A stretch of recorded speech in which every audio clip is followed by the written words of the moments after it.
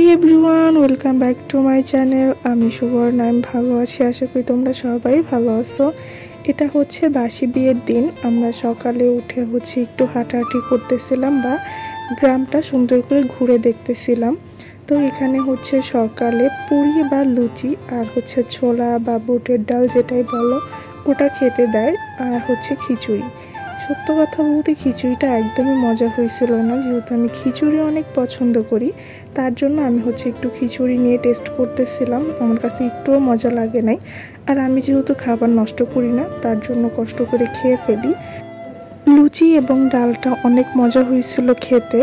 এখানে আমার বোনের ছেলে এবং ভাইয়ের মেয়ে নাচ করতেছিল। ওরা কিন্তু অনেক সুন্দর নাচ পারে, আর এখানে সবাই মিলে নাচ করতেছিল। এটা কিন্তু বিয়ে বাড়ির অন্যতম একটা মজার পার্ট।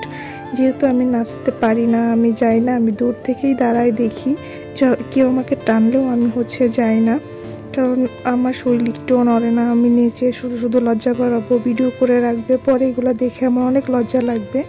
তো আমি দূর থেকে দাঁড়াই দেখি। এখানে মেয়ের বাড়ির কিছু মানুষ এবং ছেলের বাড়ির কিছু মানুষ মিলে নাচতেছিল। আর এই টাইমটাতে অনেক বৃষ্টি ছিল। বৃষ্টির মধ্যেই আমার দাদার বিয়ে হয়। তো আমি বিয়ের কোনো কিছু খুব ভালোভাবে ভিডিও করতে পারিনি। আর এখানে আমি বউকে সাজাচ্ছিলাম, আর বিশেষ করে ওদের খুব বেশি জিনিস দেয়নি মেকআপের জন্য বা সাজার জন্য। যতটুকু জানতো আর কি, ঠিক ততটুকুই দিছে। তারপরে আমি ব্রাশ খুঁজে পাচ্ছিলাম না, এটা ওটা খুঁজে পাচ্ছিলাম না। আমার খুব কষ্ট হয়েছিল সাজাইতে। তারপরে আমি যতটুকু পারি ততটুকু সাজাই নিয়ে আসছিলাম। এখানে জামাই বউ চলে আসে এবং ওদের বাড়ির পাশে কালী মন্দির ছিল।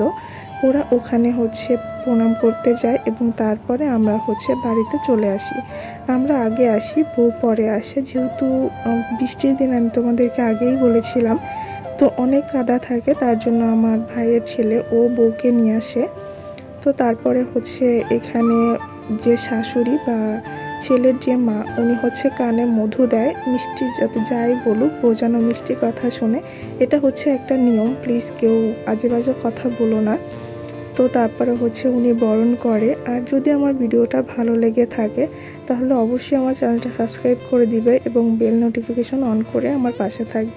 আমার ডেইলি লাইফস্টাইলের ভিডিও এবং বিয়ের ভিডিও দেখতে হলে অবশ্যই বেল নোটিফিকেশনটা অন করে রাখবে।